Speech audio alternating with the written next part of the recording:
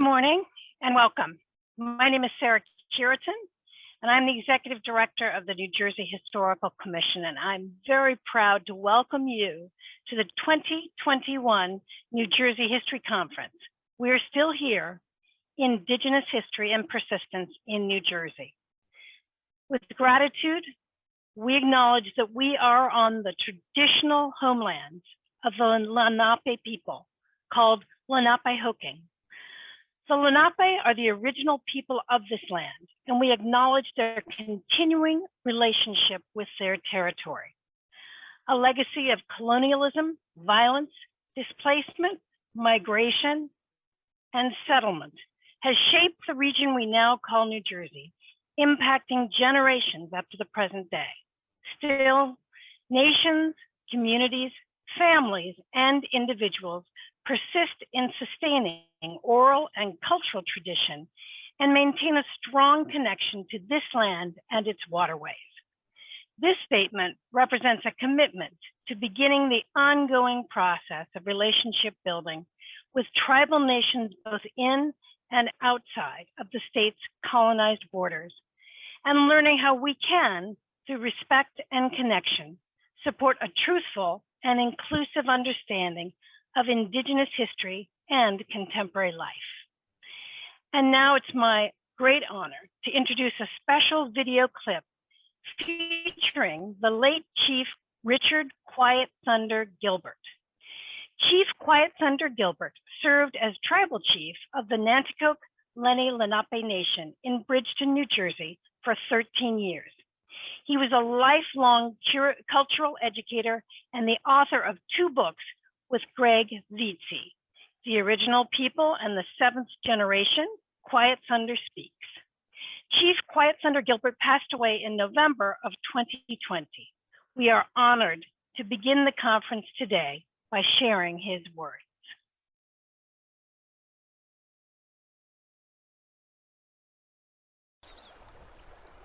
They mimicked as much of nature as they possibly could, because that's where all their knowledge, everything they knew came from nature. They were in nature every day of their lives. And that set their stage each morning from the days when they would step from their wigwam, go to the stream and cleanse themselves, and then turn to the east. And as the sun would rise, they would pray. Now, Europeans said that we were praying to the sun as the sun god, but that's not true. What is true, we could see God's power manifested in that huge ball of fire and light and warmth and the promise of a new day. But we could see God's power manifested in the wind, the rain, the snow, the mountains, and all creation. All creation. And they knew where they fit into that balance. And that's what's missing today. Man has let himself get so superior in his thinking that he's superior to nature. Can't be superior to something that without it you don't exist.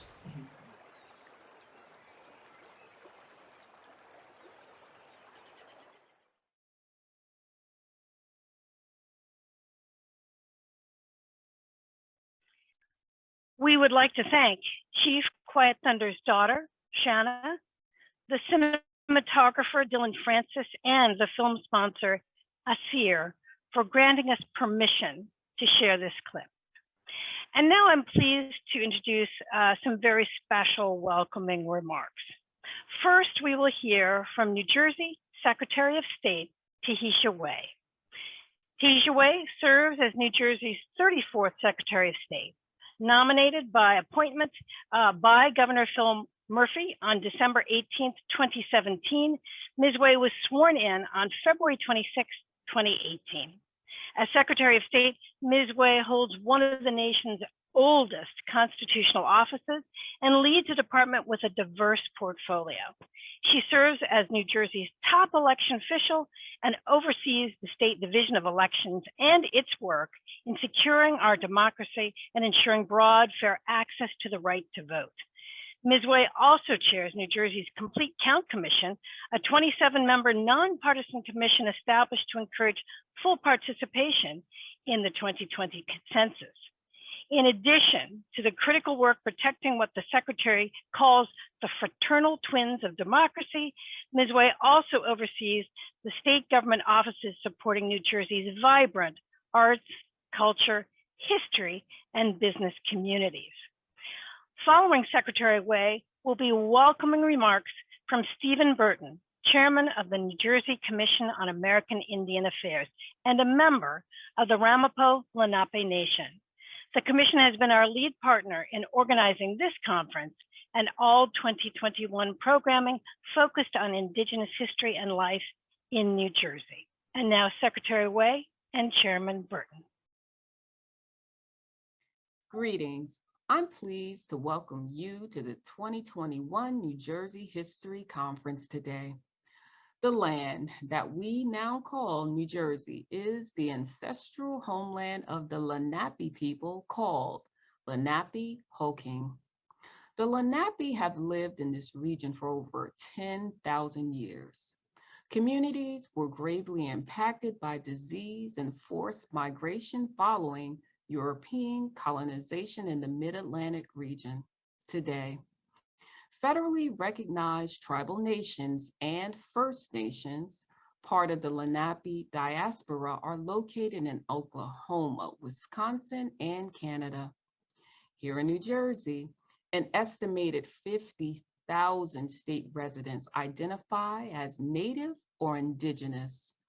New Jersey is home to 3 state-recognized tribal nations, the Nanticoke Lenni-Lenape, the Ramapo Lenape, and the Powhatan Lenape. Now, the year 2021 has been proclaimed the Year of the American Indian in New Jersey by Governor Murphy. So, the New Jersey Historical Commission and the New Jersey Commission on American Indian Affairs, both located within the Department of State, have been working together for several years to plan programs focused on Indigenous history and culture in 2021. Programming seeks to increase public understanding of Indigenous history and contemporary culture by centering Native voices and fostering new partnerships that will result in greater awareness and updated educational efforts moving forward. This summer, the partnership held a webinar called New Jersey's Indigenous Voices. The series brought together Native and non-Native speakers from around the country to discuss topics such as Indigenous history in New Jersey, indigeneity and Native expression, and the topic of changing mascots in schools and other public institutions. Recordings of these programs are available on the Historical Commission's website under History Resources. Yes, today is the first day of the 2021 New Jersey History Conference, a key event in the year of the programming. This year's conference, We're Still Here, Indigenous History and Persistence in New Jersey, brings together a fantastic program of speakers to explore the history, cultural heritage, and contemporary issues facing diverse Native American communities in and outside of New Jersey. We look forward to listening and learning over the next 2 days. I would like to give a special thanks to our conference keynote speakers, Dr. Philip J. Deloria and Dr. Robbie Richardson, for bringing their wealth of knowledge and perspectives to New Jersey for this year's event. Although much has happened in 2021, we see this year as a beginning. The New Jersey Historical Commission and the New Jersey Commission on American Indian Affairs are working to develop a committee of tribal members, educators, and scholars that will focus efforts on K-12 education in New Jersey. In particular, The committee will look at creating new resources and professional development opportunities for educators to better tell the full story of Indigenous peoples in the Garden State and beyond, with new opportunities for collaboration at the forefront. We will work together to provide a more accurate and inclusive public understanding of Indigenous history. In closing, I want to also thank the Historical Commission Director, Sarah Curitan, and Rowena Madden, who leads our work with the Commission on American Indian Affairs, their teams, and all of those who work to inform us about the programs which we will share this year. Thank you for joining us, and please enjoy the conference. Good day, everyone, and thank you for attending. November is declared as American Indian Heritage Month. But what does that really mean, and to whom? We Indigenous celebrate our heritage every day of every month. It's ingrained within us. Mainstream America has heard of Native Americans, usually through a sports team, images of holding cigars, or crying in a commercial. So how do non-natives celebrate this month?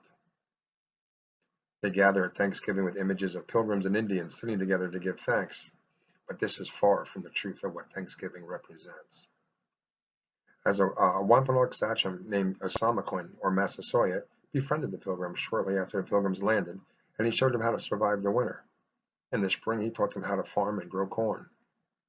This was a time we lived in harmony and had respect for one another. Eventually, the word spread across Europe of the new paradise, and colonials began migrating here, expanding their land use, without permission of the local tribes nor compensation. After Massasoit passed, the status of sachem eventually passed to his son Metacom. Metacom was friendly and familiar enough with the colonists to change his name to King Philip's. In time, the expansion of the colonists was too much for Metacom, and he gathered with other local tribes to send the colonists back to Europe. This was known as King Philip's War. Mutual respect turned to mistrust in one generation. If we could all go back to a time of mutual respect, there wouldn't be a need to declare special months for different groups, as we would all be living in harmony. This can happen if enough people have an open mind and get educated. It begins here with these seminars. I'm a dreamer, but I believe. Thank you very much.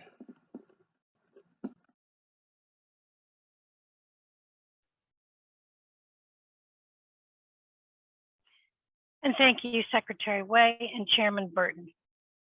Now, before I pass things over to this morning's moderator, Dr. Jimmy Sweet, and he will be introducing our keynote speaker, I'd like to share a few additional acknowledgements and event updates. First, as I mentioned earlier, this conference would not be possible without support from the New Jersey Commission on American Indian Affairs. We are deeply grateful for the Commission's support, guidance, and partnership on this effort. I would be remiss if I didn't also acknowledge the Commission staff in the Department of State, Division of Programs Director Rowena Madden, and staff members Vinnie Finellis and Michelle Perez. Thank you sincerely for your boundless support and assistance. Second, I would like to acknowledge and thank the co-chairs of New Jersey's 2021 year of programming focused on Native American history and contemporary life. Dr. Jimmy Sweet, Assistant Professor of American Studies at Rutgers University, and Claire Garland, Executive Director of the Sand Hill Indian Historical Association. It has been an honor working with both of you this year. Along with our intrepid co-chairs, we'd like to extend a huge thank you to our conference planning committee and local planning committee members for your leadership, ideas, and dedication to this event and all 2021 programs. And I'd like to thank our wonderful conference session sponsors, AmeriCorps Diversity Outreach for American Indian Tribes, and the Center for Ancient Studies at the University of Pennsylvania. Thank you very much for your support.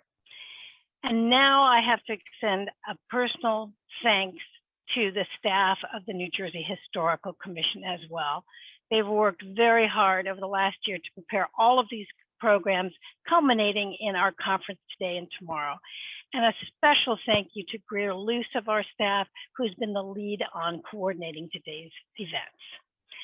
Now, in addition to the wonderful panel sessions you will engage with today and tomorrow, we are offering several pre-recorded opportunities on the conference website. We encourage you to view the 2021 New Jersey Historical Commission and New Jersey Studies Academic Alliance Awards and Prizes presentation and join us in congratulating this year's recipients.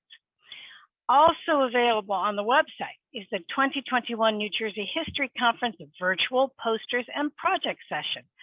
I am delighted to announce the winner of this year's session, Jeremy Newman, Associate Professor of Communications at Stockton University, for his project, the Nanticoke Lenni-Lenape in Gouldtown. Congratulations.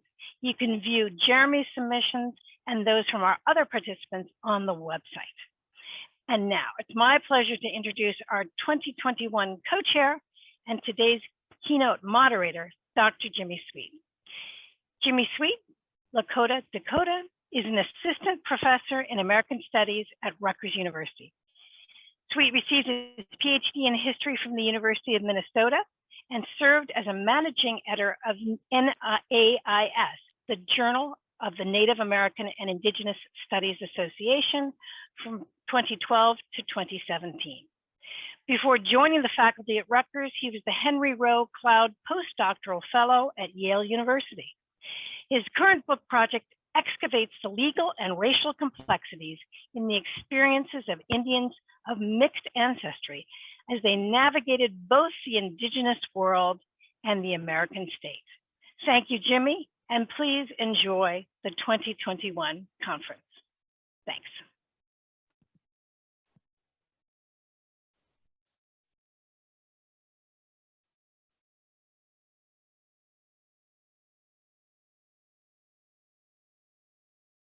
Am I on here? Yes, you are. Oh, okay, sorry, it just looks funny on my screen. Well, how we Hello, my relatives, and thank you for attending this morning. I have the honor of introducing our keynote speaker for today. Philip J. Deloria is the Leverett Saltonstall Professor of History at Harvard University, where his research and teaching focus on the social, cultural, and political histories of the relations among American Indian peoples and the United States, as well as the comparative and connective histories of Indigenous peoples in a global context. His first book, Playing Indian from 1998, traced the tradition of white Indian play from the Boston Tea Party to the New Age movement, while his 2004 book, Indians in Unexpected Places, examined the ideologies surrounding Indian people in the early 20th century and the ways Native Americans challenged them through sports, travel, automobility, and film and musical performance. He is the co-editor of the Blackwell Companion to American Indian History with Neil Salisbury, and C.G. Young and the Sioux Traditions by Vine Deloria with Jerome Bernstein. Co-authored with Alexander Olson, American Studies, A User's Guide from 2017 offers a comprehensive treatment of the historiography and methodology of the field of American Studies.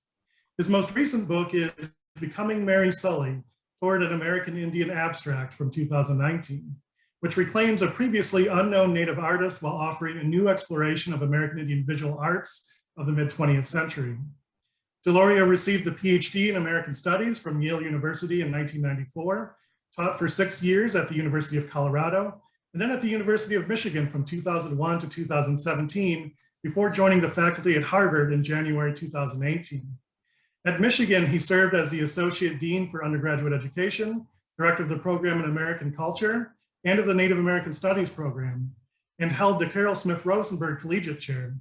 His courses have included American Indian History, Environmental History, the American West, and American Studies Methods, as well as Food Studies, Songwriting, and Big History. Deloria is a trustee of the Smithsonian Institution's National Museum of the American Indian, where he served for many years as chair of the Repatriation Committee.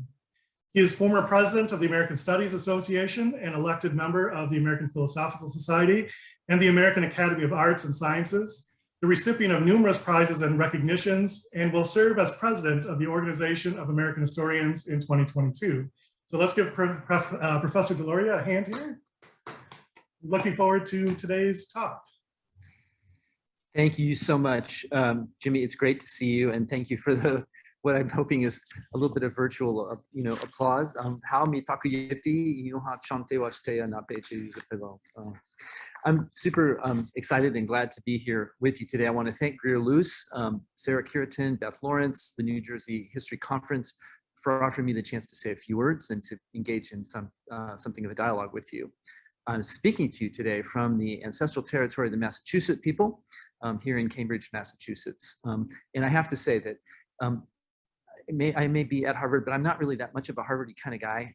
And I am in the history department reading room, but only because I'm engaged in a project of going through Mary Sully's work, and this is the best room for me to have her stuff scattered all around the table. And it's been sort of amazing for me to kind of pull out some of these things that I haven't seen in a while, the work of this amazing artist, my great aunt.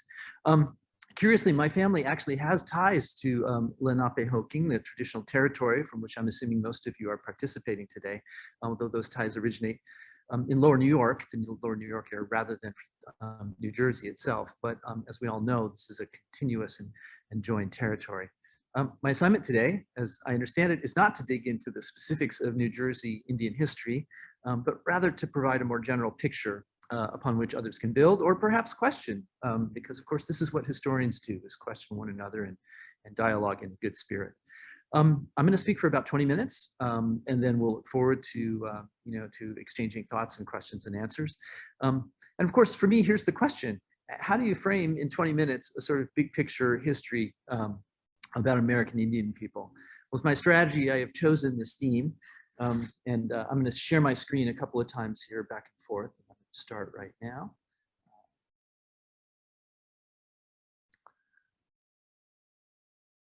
That didn't go very well, did it?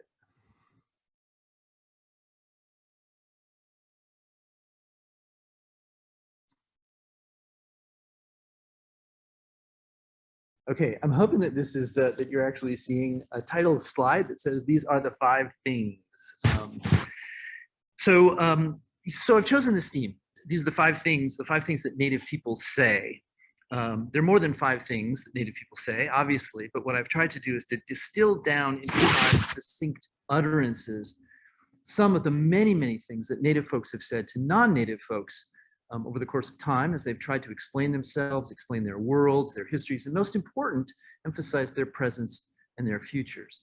Incomplete though it is, here's my list of 5.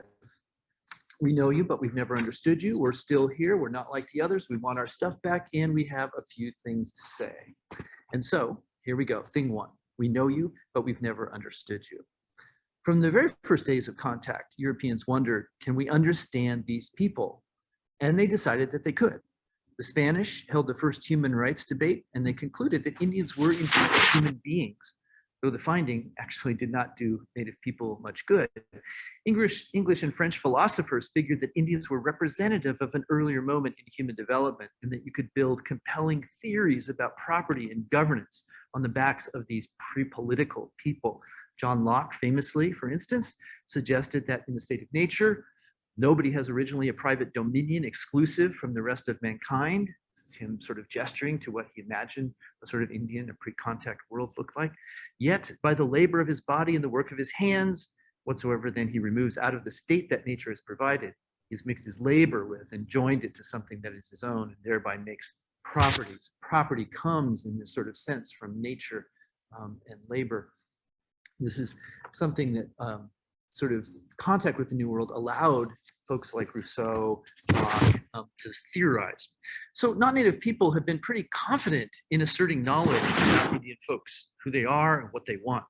But very few of those thinkers and writers have wondered much about whether Indian people understood them. And it didn't seem to matter a whole lot. So the first thing that Native people have said and wanted to say to non-Native people is this: we've seen enough to figure you out. We know to be cautious, but we don't really understand you. We don't understand why you love property and ownership so much. We don't understand your interest in elevating the individual above the collective. We don't understand why you separate out the category science from the category religion. We wonder why you measure time and history so precisely while being somewhat sloppy about thinking about place, space. We see that this is how you do things, but we're hard pressed to figure out exactly why. And importantly, we're not saying these things to be critical. So please don't attach yourselves to us in order to launch a critique of Western society. We're saying in a very flat and neutral observational voice that at a very deep level, your belief systems just don't make sense to us.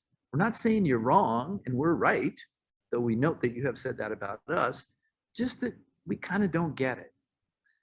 Thing two, we're still here. Not only is we're still here the theme of our gathering today, it's also among the most frequent things that Native people say to non-Native people. It gets said because it needs to be said. Because too many people, even today, think that Indians died out or were killed off way back in the 19th century or maybe earlier. There's a theory that explains why this is so. It's called settler colonialism or settler colonial theory. And while it's not a perfect theory by any means, it can be kind of useful. So in regular old colonialism, officials and workers from the mother country do their stint out in the colonies and then they return home. And they're glad to get home. Think of British India, for example. In settler colonialism, they come to the colonies to stay, which means they take land, build homes, and create new political orders. Think the United States. To do those things, they have to dispossess the indigenous inhabitants of their land.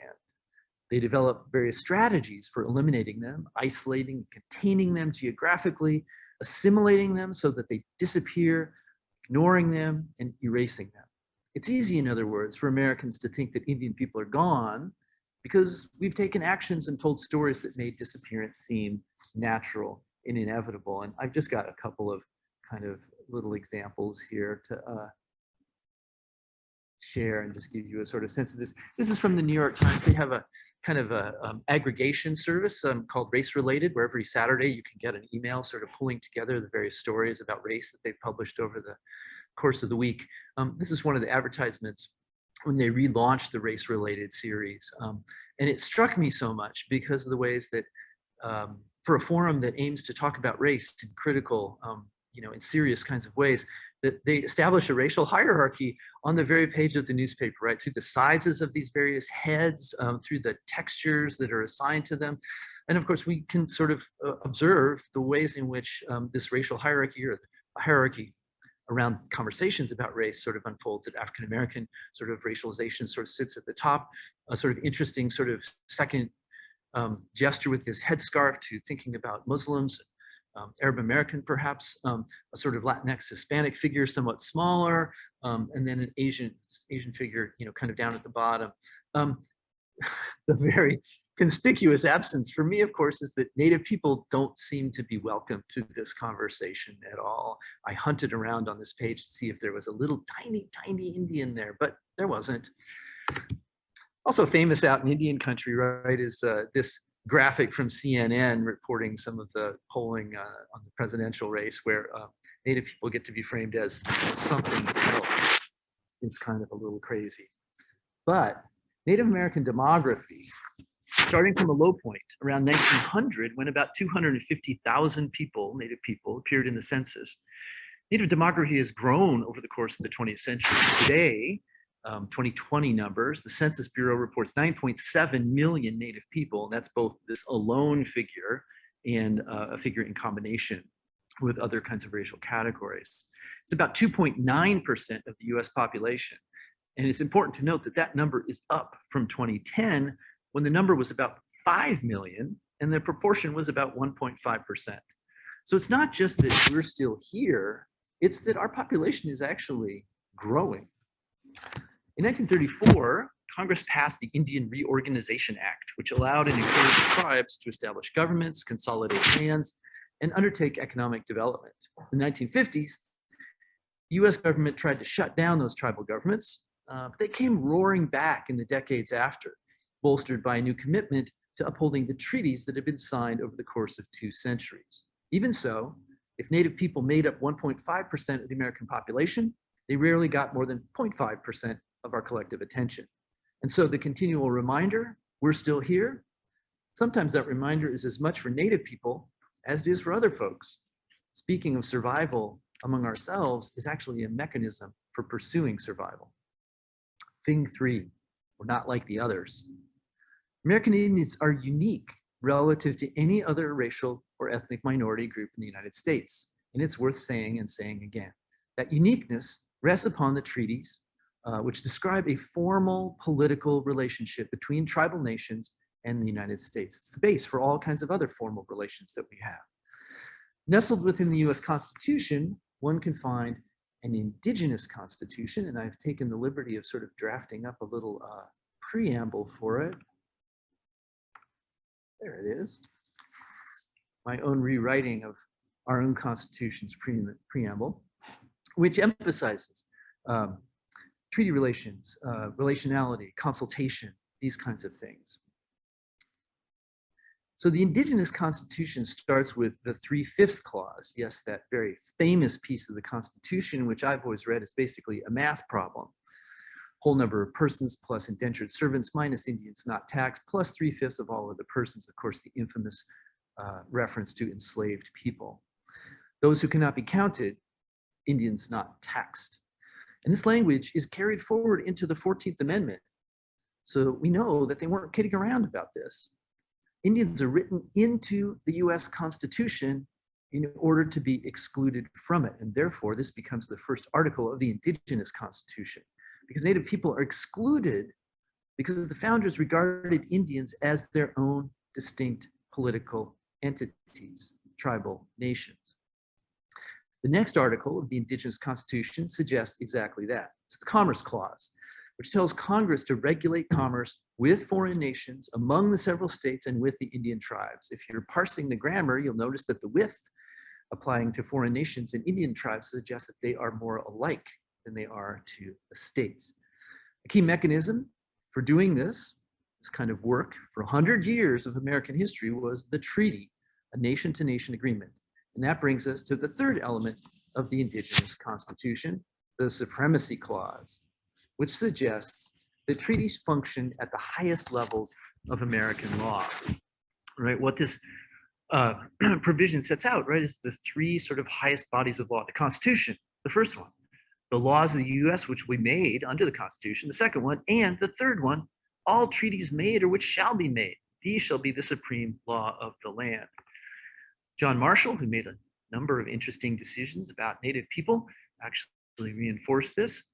It's a lot to read, so I'm just going to skip down to the middle, where Marshall is talking about what a treaty does and how a treaty usually works. He says, in the United States, a different principle is established, right? Not the principle in which folks who have agreed to a treaty are kind of enforcing with one another. He says, our Constitution declares a treaty to be the law of the land. It is consequentially to be regarded in courts of justice as equivalent to an act of the legislature whenever it operates of its own. So the story of the 19th century then is a story about how Indian nations, once framed in our constitutional sort of structure as being independent and holy and completely on their own, was slowly but surely brought under the jurisdictional and legal penumbra of the US. One of the defining moments in that history came in 1831, when Chief Justice of the US Supreme Court, John Marshall, declared that Indians were what he called domestic dependent nations, people with a distinct political identity who were, nonetheless, under the protection and dependency of the United States. The US, according to Marshall, was like a guardian. Indians were like wards.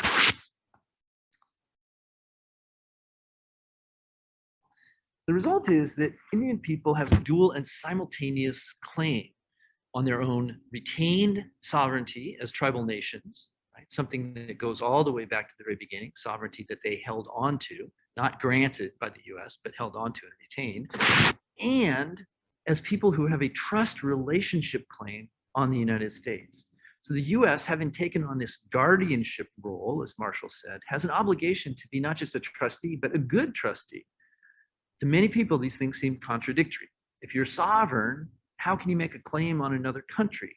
If you're dependent, how can you be sovereign? But that's kind of how this is. And remember, it wasn't Indian people who made this up. It was the United States.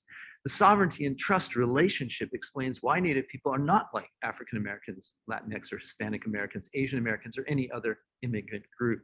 It's all to be found in the treaties and the Indigenous Constitution. Thing 4, we want our stuff back. So land passed from Indian people, actually, let me share one more bit. Land passed from Indian people to the United States in complicated ways. Some of it was sold. Some of it was taken by force. Some of it was coerced.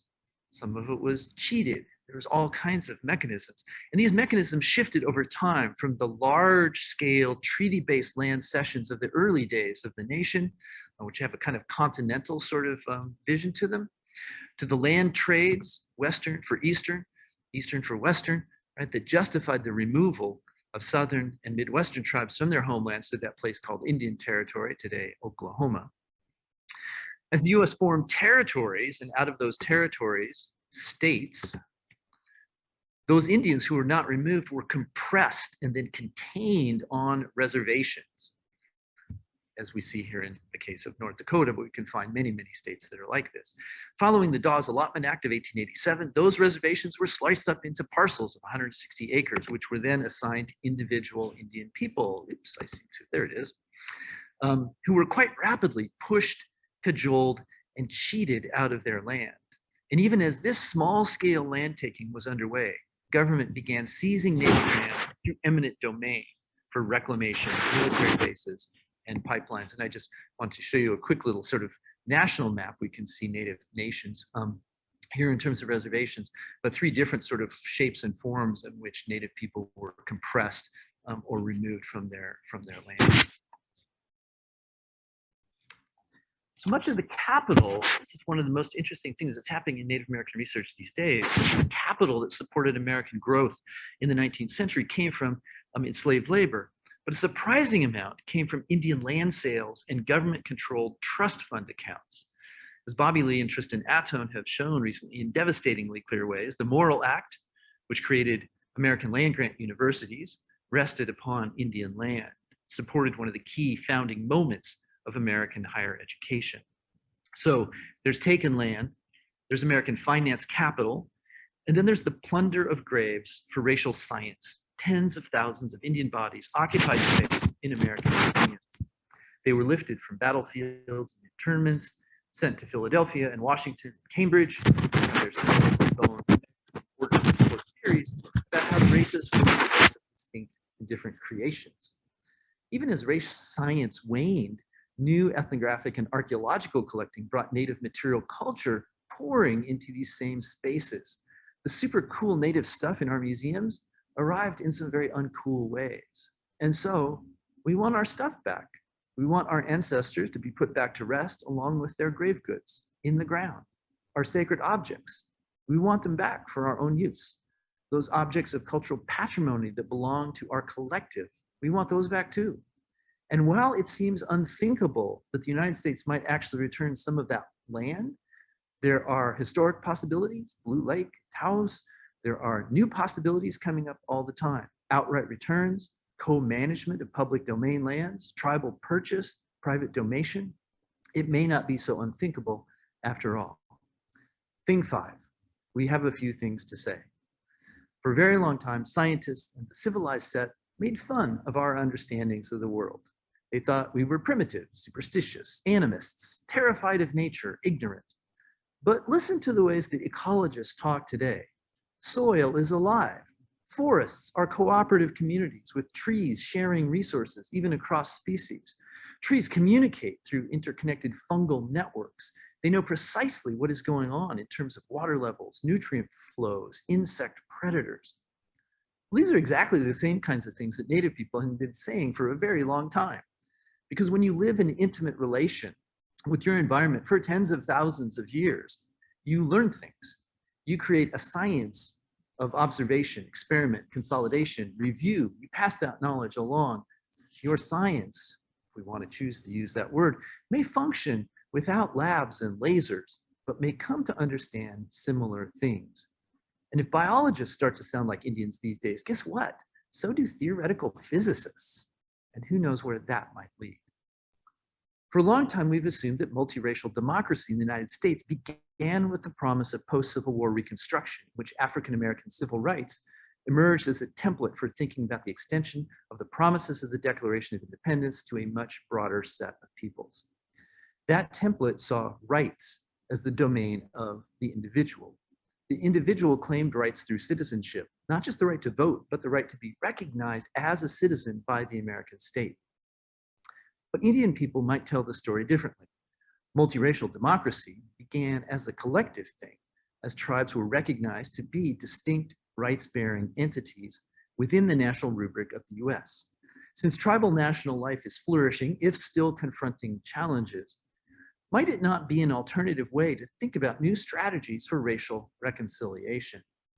Common usage suggests that tribal is a pejorative word most often applied to our two political parties as they unthinkingly close ranks against everyone else. But Native people would tell you different. The tribal reflects a different form of political organizing, one based on Native ways of thinking and upon Native political status within the United States. And there's more, of course.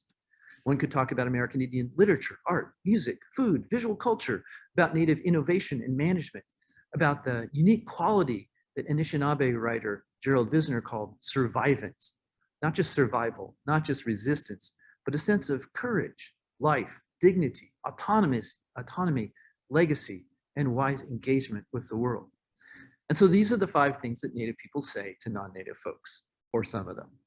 But the whole point of creating these categories is to get us to this place that we've arrived, to the recognition that Indigenous people can speak on many things and have things to say, no matter the subject: climate change, disaster preparedness, survival and adversity, epidemic disease, literary style, global solidarity. Native people have something useful and interesting and important to contribute. Before they get around to it, though, we should not be surprised to hear a few other things first. We know you, but we've never understood you. We're still here, not like the others. We want our stuff back. And now listen to this. Thank you all very much.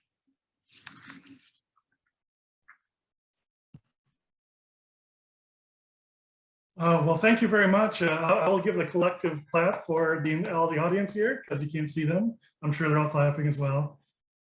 So please do, give us your questions in the Q&A. We'd love to have a conversation, for the next 30 to 45 minutes or so, or as long as it lasts. But I do have a question I want to ask, and because your second point, we're still here, matches our kind of theme of the conference. And something that strikes me so much is when I'm teaching my students, about this point, is there's a sense that, Native people, they all died out or something, or when they're confronted, like, oh, okay, they're still here, there's a sense, well, Native people were just forgotten or something. They've been in some lost corner somewhere, but it's much more insidious than that. It's not that Native people were forgotten. It's that Native people have been purposely erased from American history and from the American landscape. I just wonder if you had some thoughts about that. Yeah, I mean, Jimmy, one of the things that I've kind of written about, even back into my very first book, was sort of the odd American cultural, obsessions with vanishing Indian people at the same time and laying claim to the legacies of those vanished Indian people.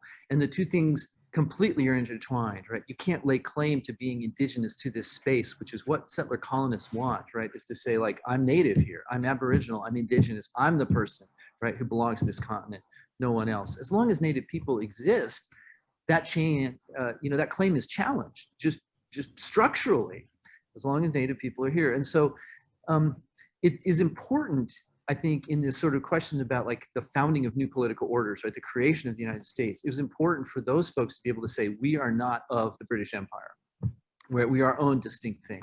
We're of this particular kind of place. So, it matters a lot to the sort of settler colonial kind of place of folks to be able to claim that they are of the place.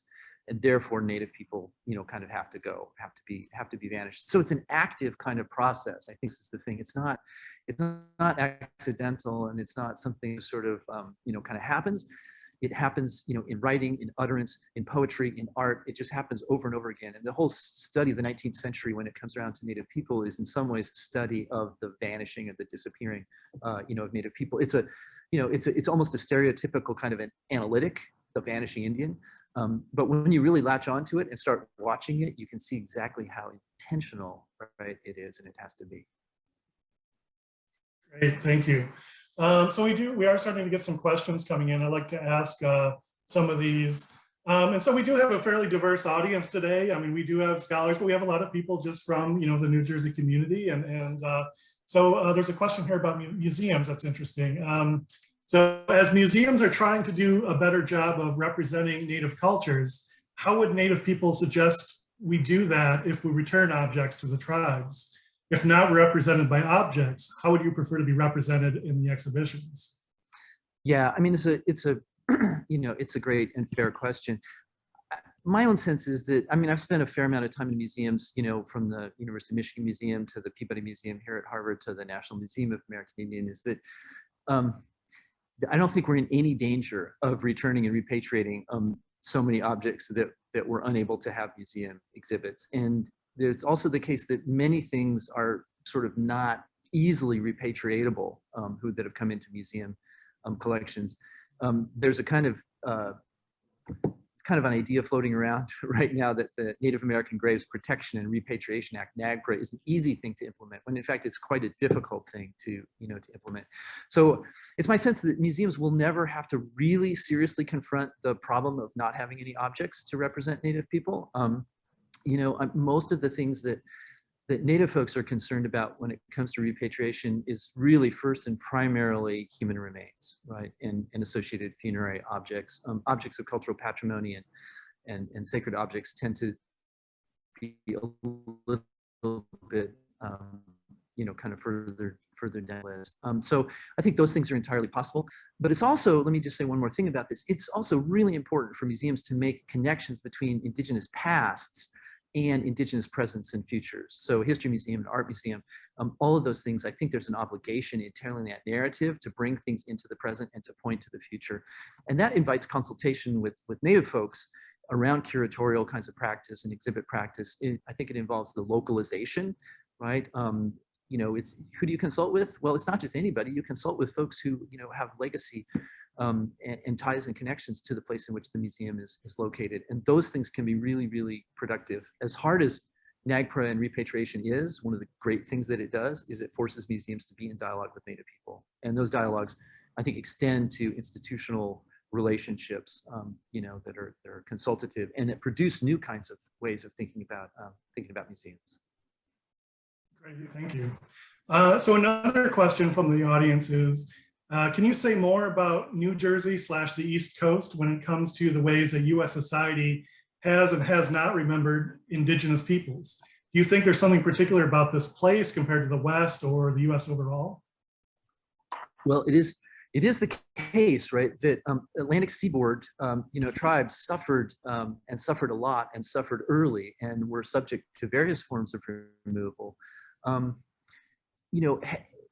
Atlantic seaboard tribes also had different kinds of, relationships. There are many more of the sort of land contract as treaty kinds of things that go on in the East Coast and the Eastern states than there are in the West, where you see treaties as sort of treaties that really happen. So the whole structure of treaties and land contracts in the East is much more ambivalent and much more ambiguous, and especially in the early colonial, kind of period.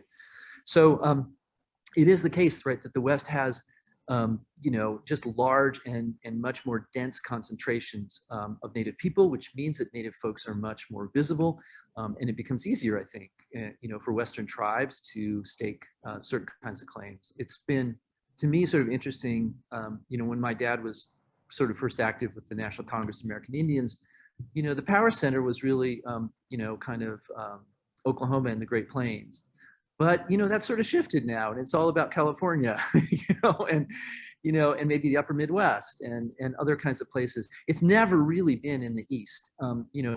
Native folks in the East have always struggled to have a certain kind of visibility, in national Native affairs and in relation to the federal government. So it's always felt to me like, Eastern tribes have had just to go an extra, mile to get where some of the Western tribes are. And of course, federal recognition, which is the kind of baseline, right, for thinking about how these diplomatic kinds of things unfold, is just much more challenging for East Coast tribes, than it is for Western tribes. And that's just an artifact of the history.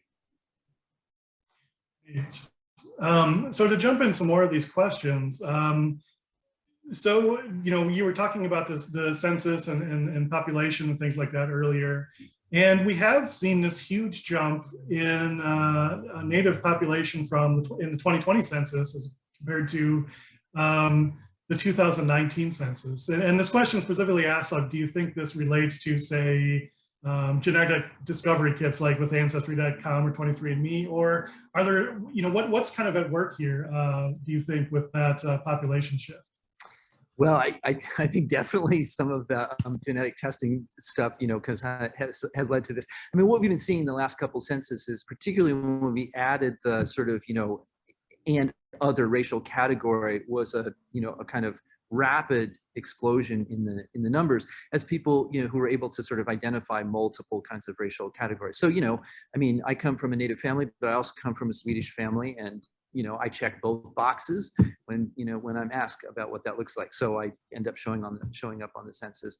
Earlier censuses were not quite so open. So you get that kind of dynamic going on. And particularly as you see, an increasing kind of set of dialogues about what mixed race looks like, in the United States. And then you throw the ancestry on top and you get the sort of, I've got a distant Indian ancestor, because 23andMe said so, and I think I'm going to check the box, for folks who don't really have, a lineal or a direct kind of connection and don't necessarily have tribal relations.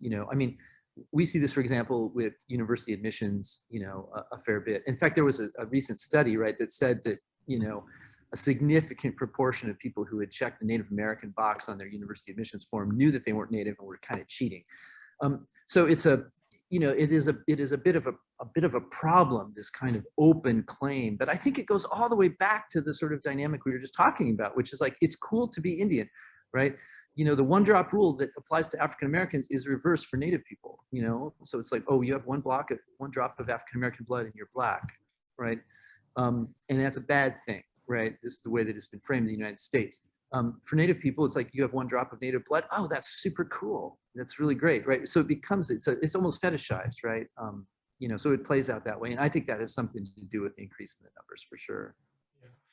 Just to give my own perspective on that too. I think you kind of hit the nail on the head with like that kind of the one drop rule, how it kind of works in different ways for Native people, but it also works. That same rule kind of works against them, where people today are perceived as inauthentic, like, well, what, you're not 100%, of Native American ancestry or something.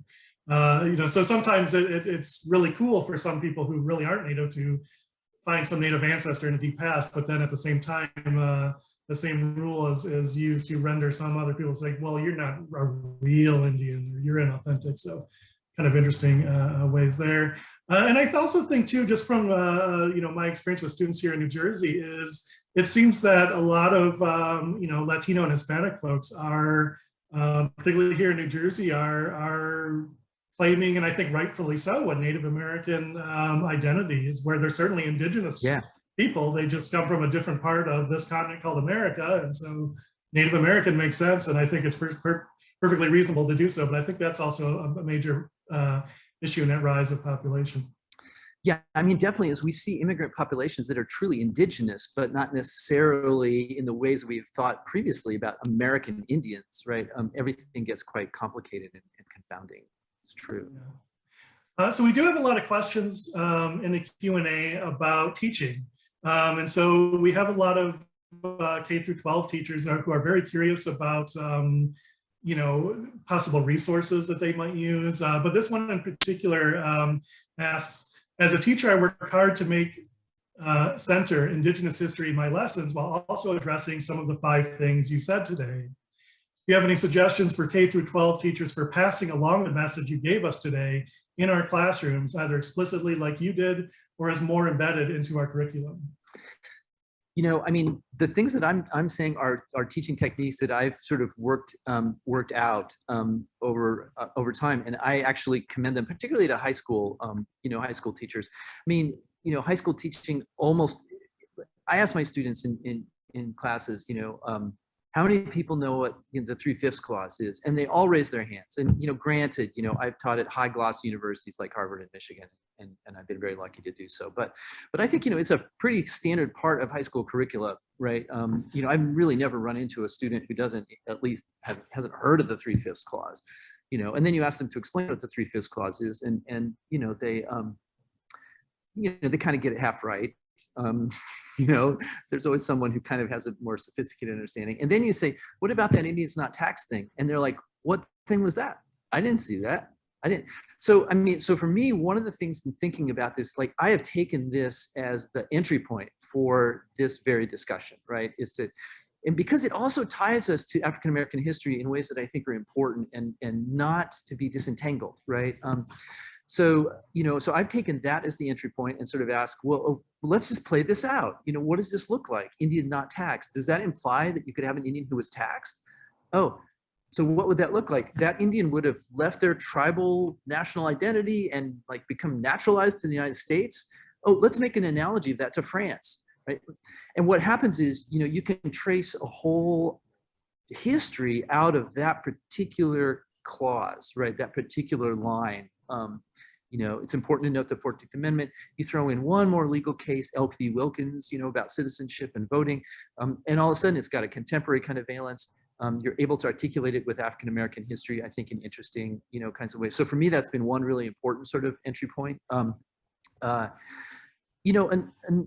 I'm going to talk high school for a second here, and then maybe we can dive back to elementary school. I think a really good thing that is fun to do, with students is the Carlisle Indian School database records, which the Dickinson College has sort of put online. And it's really comprehensive. There's these enrollment cards and registration cards for Native students who are going off to the Carlisle Indian School. And you can turn students loose on this data set and sort of ask them, how do you make sense of this? I mean, how should we do a project? What would it look like? Let's pick 3 people and trace their cards and see what they, what kinds of things they were doing. Let's count up the number of Native people from different kinds of places, and let's draw a map and sort of say, like, what was the population of Carlisle Indian School relative to, the nation? What you discover is, like, why are there so many Alaska Natives in Carlisle, Pennsylvania, right? I mean, so you get mysterious and interesting kinds of questions as a kind of primary source, sort of thing. For elementary, I think it's, in some ways it's harder, but it's just much, much more important. So I, shout out, for all the elementary school teachers who are really giving this their best effort, because it's so much appreciated. I just have to say, my experience has been with both of my kids. November rolls around, it's Indian month. In one case, my daughter had it in 3rd grade, my son had it in 4th grade. The brilliant teachers, right, who started out the first couple months of school doing amazing kinds of teaching, kind of lost and floundering, right? And they called me and asked me to come in and sort of do their things. But the thing that I think was most telling for this was talking to some of these teachers who were like, I don't really know how to do this, and sort of their own coming to consciousness that what they had done was to regress back to when they were 3rd graders or 4th graders and reproduced, I don't know if it was consciously or unconsciously, the same kinds of lessons that they were, learning. And if you think maybe that goes back a couple generations, you wonder that, like, much of the teaching that goes on around Native issues in elementary school has the aura of the sort of 1920s. Just because, like, I made construction paper feathers and we should do that, too, when we've been talking about how we shouldn't do that for, 25 years, and yet it still happens.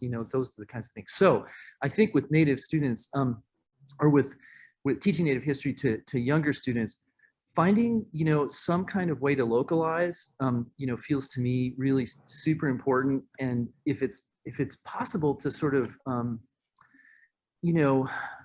establish some kind of relationship with a place, with a person, with a particular kind of event that is part of local history and sort of bake that in, and then from the sort of localization, the personalization, if it's possible, sort of expand it out. I mean, folks who do, are doing early grade education, and I don't claim to have any sort of great curricular or pedagogical sort of insight into this. I was a middle school band teacher for 2 years, which I don't think really translates very well. Yeah, yeah. It's a wonderful question. It's one we as academics get asked all the time. How would you teach K through 12, or how to increase these issues and visibility of Native studies? And only speaking for myself, it's one that I wish I was equipped to answer, but one that I'm just not there. I don't have that kind of curricular knowledge for K through 12 and how to do that. But it is such an important question, and I think it's something that we as scholars need to think about more and find ways to partner with, say, K through 12 educators and find ways to do that. But unfortunately, it just seems like I don't want to say there's not work that way because there is, but I wish there was more and more resources for that kind of thing, and more kind of sharing. Yeah. So we have a question about media, and so specifically thinking about the 5 things you're talking about here. What could, say, the national media or local media do better to cover these kinds of things, or to frame the daily goings on in such a way that actually recognizes Native people and recognizes these issues? Mm-hmm. I mean, I think so. I made fun of the race-related, aggregation and the New York Times, but the fact is, since that thing started, their reportage has gotten so much better. And I think one of the reasons is they actually have more specialized reporters who actually know something about Native country. The production of Native journalists has sort of amped up, over the last few years, and there are some really good Native journalists out there writing, and those folks need to be elevated, to kind of the big national kinds of platforms that I think they deserve. So getting Native voices into the media, I think, is really, kind of into the mainstream media is really, quite important.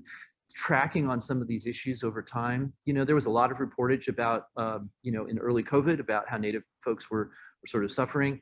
What was missing out of that coverage, I think, was a lot of the things that Native people were doing that were actually quite successful and path-breaking, in terms of responding to COVID.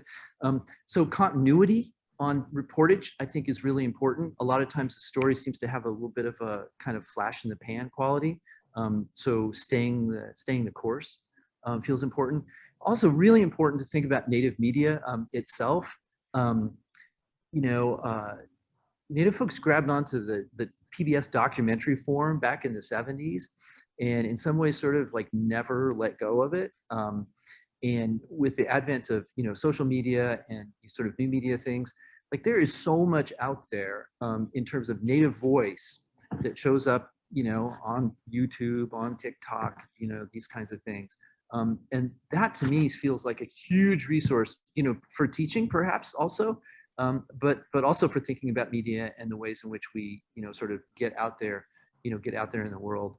I mean, one of the encouraging things I think over the last bit has been, last couple of years, has been the ways that Native stories and Native producers and Native actors have actually started to make their way into, sort of more mainstream kinds of things. Rutherford Falls, Res Dogs, some of these things which are now kind of streaming, and people in Indian country are talking about them all the time. It would be cool if there was a bit more attention directed, to them as sort of windows into thinking about, Native stuff. It's also worth just noting, right, how incredibly smart, sophisticated, and productive Native people have been in the arts and literature kind of realm, and the ways that like that oftentimes doesn't get recognized. So not to go back to the New York Times again, but 2 weeks ago they had sort of a commemorative issue about the book review. Lots and lots of writers of color, represented in there.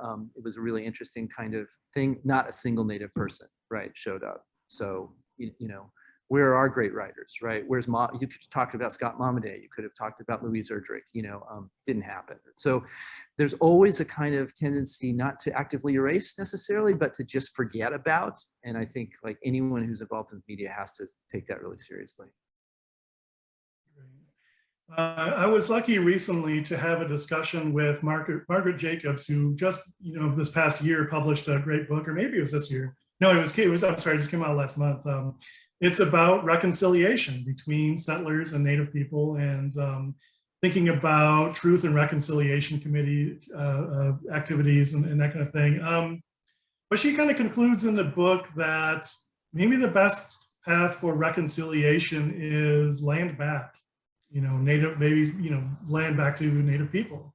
I wonder if you have any thoughts about that, not necessarily about the book, I don't know if you've read it yet, but I mean, just any thoughts about thinking about reconciliation or land back. But also, I think when considering we're also in a kind of climate now, of where teaching accurate histories are under attack at this moment, where we've seen some of the backlash towards education that would directly affect the way we teach Native American studies, that kind of thing. But a broad question about a lot of different things I just dragged in there, but anything you would care to comment there would be great. Yeah, I mean, I think it's exactly right. So much of the energy around, kind of the anti-critical race theory sort of, discourse has been aimed at the 1619 Project and African-American histories, or the centering, the recentering of those kinds of histories.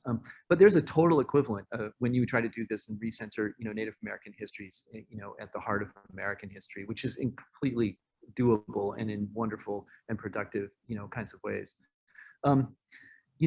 It feels to me, it's always felt to me like it's pretty clear how you do this stuff, right? You make yourself aware of these histories, you understand what those histories are. You don't, this sort of idea that like we're making everybody feel guilty and bad about themselves, I think is not exactly true. It's really important to distinguish between, are you guilty? Are you accountable for slavery? Are you accountable for dispossession? Well, you didn't do it, right? But history grinds on, and we're all standing here as the result of our histories, right? So we can't fail to engage those histories and the ways in which those histories have produced us as people, right? So you didn't do it, but we're accountable to it, and I think that's what all of us have to think about, in terms of our history. And so if we're thinking, in the African-American context, that turns into a conversation about reparations. In the Native American context, I think it turns back to we want our stuff back, and what would land back look like? And Margaret's studied these really interesting kinds of cases, right? There's the guy in Nebraska, who sort of said, I've confronted the history. I want to give some of my land back. I literally want to give some of my land back. And what that led to, and I think this is the key, right? It's not just that like, I'm going to be accountable to history and I'm going to give some land back, to the Omaha, or I forget exactly the tribe he was working with. But what it produced was relationality, right? Was mutual respect and a form of reconciliation, right? I mean, because he said, look, I want to give land back. They're like, okay, let's talk about it. And all of a sudden there's a dialogue, and all of a sudden they show up at his ranch, once a year, and they hang out for a while, and everybody's talking, and it's different, right? This is not an abstract thing. It's a real material grounded kind of thing. So to me, the land back kind of conversation is, really central to this. And I just think there's so many creative things that are going on around land kinds of things. There are demands for land, but there's also really interesting stuff. I mean, Jimmy, you probably know this really interesting thing that's happened with, Lakota and Dakota folks, out in the Black Hills, this place called Tahesha, which has been a, homestead, kind of was homesteaded by white homesteaders back in the 19th century. And, tribes actually came together, purchased this, established, shared jurisdictions with Pennington County, South Dakota, which is not an easy thing to do, right? I mean, figured out sort of all kinds of interesting things with the fire department, the Forest Service. That's the kind of future I think that we can see. It shouldn't be the case, though, that Native people have to buy back their land in every case, but that's one option. And I think it lays the groundwork for, what can happen next. Because what will happen at Tahesha, we hope, is that the Forest Service, all that surrounding Forest Service land will go into co-management, right? And you can imagine then that's reconciliation kind of, on the ground. So there's I think, real possibilities around this that are exciting for our futures. Mhm. So we do have a lot more questions about education, but one that I was particularly interested in is, so, you know, you're a university educator, and we talked a little bit about K through 12 education, but the question asks, like, how do we reach people, how do we reach adults who have already, you know, been through their schooling, whether, you know, K through 12 or college or what have you? How do we, I mean, how do we reach them, the general public, to teach them about some of these things? I wonder if you have thoughts about that issue. Yeah, well, I mean, this is the challenge, isn't it? Right? I mean, every one of these is a challenge, right? How do you get the third grader before their minds are already shaped? Oh, it turns out their minds are already shaped around many of these things, right? How do you convince the high schooler who's ready to challenge received authority? How do you give them the materials to do that? How do you get the adult who's already well shaped their sense of things? I mean, you know, what all the people who deal with and study with persuasion tell us is you have to meet them where they're at. You know, you can't confront them in an aggressive kind of way. You know, you have to find a kind of common point of leverage or a kind of wedge. And I think many, many people find Indians quite interesting. You know, and you know, if you come at them, you know, with your finger pointed, that may not work. But if you come at them sort of talking about the stuff that interests them, I think there's possibilities. And one of the ways that I've found kind of interesting is to engage questions about the deep past and the peopling of the Americas, you know, because in some ways that is a nice entry point that's not directly threatening, right? Is it that the Indians were here 12,000 years ago? Or what about those footprints from 23,000 years ago? Or about those genetic studies that suggest, you know, 25,000 years ago? Oh, isn't that an interesting kind of question? I wonder what that would look like. You know, you can enter into that kind of conversation, right, with a bit of distance, and then ask what are the consequences, right, of you know, some of the attitudes that people have. So for example, for me in that conversation, the next place that has to go is, don't say that Indians are immigrants just like everybody else. Because if you're here for 25,000 years, you're not the same as an immigrant who came 500 years ago, right? It's just not the same thing. And we got to admit that, right? So that's the take home. But the entry point is like, oh, it's so interesting what they're doing with genetic stuff these days, right? I mean, you know, so I think finding those sort of slightly open doors and just wedging them open a little bit, you know, being sympathetic and willing to engage in, you know, in dialogue is the thing that matters. Thank you. So another kind of not quite related question, but somewhat related question is, the question asks, what are your opinions on the responsibilities of universities such as Harvard to both address Native history, government, art, etc., in their role as educators, but also acknowledge their problematic past with Native nations, or maybe even a problematic present in reality? What's a way we can move forward doing that? And something I can say here is, so I teach at Rutgers, you know, at the New Brunswick campus here in New Jersey, and we've had an ongoing project called the Scarlet and Black Project to try to contend with Rutgers as being one of the 8 colonial colleges, you know, dating back to 1766, of their kind of connection to, you know, African-American community, enslavement, and Native people. And there's been a couple of edited volumes, you know, that have been published coming out of that. That's primarily focused on that African-American side of this, and very little on the Native side, unfortunately. But we haven't seen a whole lot going on besides that. There's been some programming on campus and like tours and things like that. But I'm wondering, in your experience, you know, what kind of work's been done with Harvard or Michigan, where you taught at previously, or those kinds of things, or what your thoughts might be on that. Yeah. You know, I mean, I noticed that you have a moral act kind of tab, you know, Jimmy, on the website there, as I recall, right? I mean, so this, you know, this reporting, this is such an important thing, this piece by Bobby Lee and Tristan Atone. And I would add an article that Bobby Lee did in the Journal of American History a while back that sort of quantified the value transfer in the, you know, Louisiana Purchase. So this financialization kind of analysis is really interesting and useful. The Bobby Lee and Tristan Atone thing was in the High Country News, and it's just really, really worth sort of taking a look at to understand, you know, the Indian land finance roots of higher education. So what do institutions do, right? You know, I mean, there's a couple of things that come out of that article. You know, in South Dakota, they're basically sort of saying like, okay, we're going to take all the income because some of these things, this is not stuff that just happened, right? These are endowments that are still producing money, and sometimes it's land that is still held by universities. So that, I think, creates a direct kind of obligation. Like, what do you do with that land, right? Do you return that land to who, in what form, how do you do it? What do you do with that endowment money? You know, so there's a sense that, like, okay, we're going to redirect all of that to Native student scholarships, those kinds of things.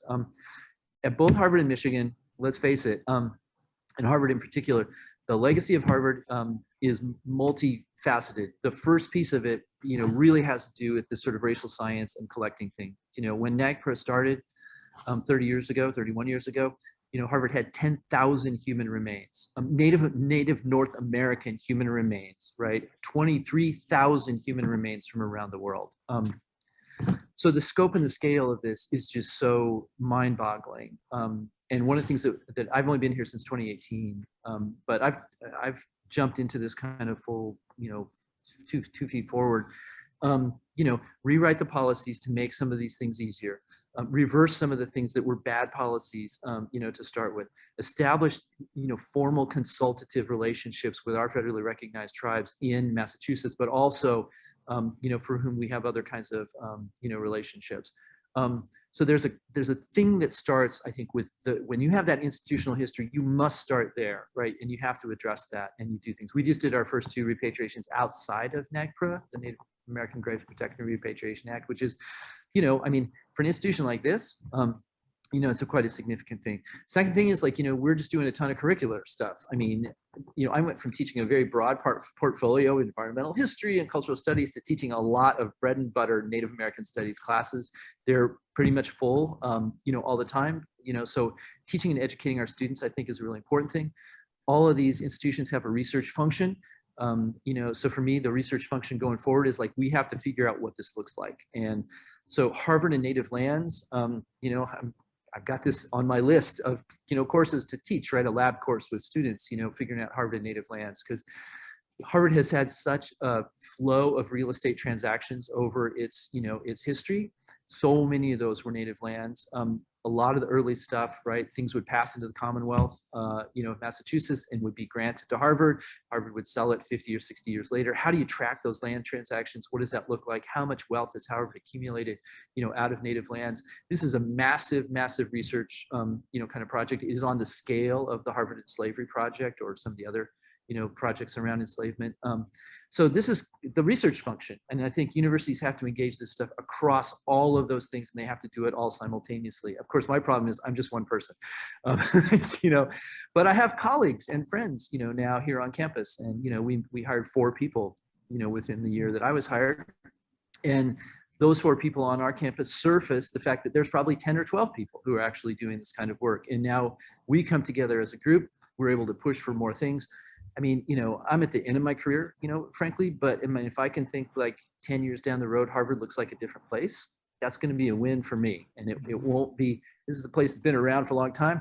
You know, the calculation here is like, is Harvard, in this instance, is Harvard clawing its way into the 17th century, or maybe the 18th, or maybe the 19th century? You know, so it's a place that changes slowly, but it's a place that matters. And so I think throwing your weight, you know, into this particular thing, Michigan, sort of not dissimilar, right? I mean, for us, engaging, you know, the human remains collections and the cultural patrimony collections, you know, in the museums was kind of the first step, and it was always the bridge to building, you know, relationships with tribes.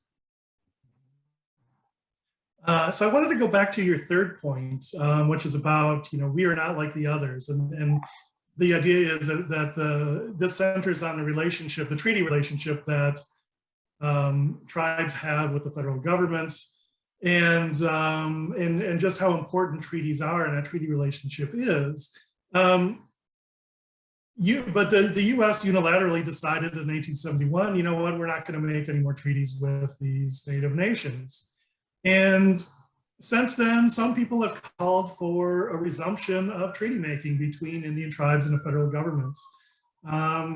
Personally, I think there's a lot of pros and cons, and I'm not really sure where I would fall on that. It is something I've thought about, but I wonder if you have any thoughts or opinions or a hot take on that. Yeah, I mean, it's like rewriting the Constitution, right? It's like, oh, that'd be a good idea, except when it wouldn't be. I mean, in some ways, we have these legacy structures, and I think it's a very real question. Is it better to sort of like reopen those legacy structures, or to work within them and sort of, because the latter course feels sometimes like you're nibbling around the edges, but the first course opens up all kinds of possibilities. I think would be kind of scary. I should have a family connection to this. Hank Adams, who's a close friend of our family and of my dad, the primary author of what was called the 20 Points, in the early 70s, which really laid out the native brief for sort of resuming treaty making and making treaties, central. This is something my dad believed in, pretty strongly. But I feel much more cautious about it, myself. It feels to me like, Native folks have made a lot of progress by engaging treaties on the terms of the treaties, right? And establishing that trust relationship, but also pressing for the sovereignty that comes out of it.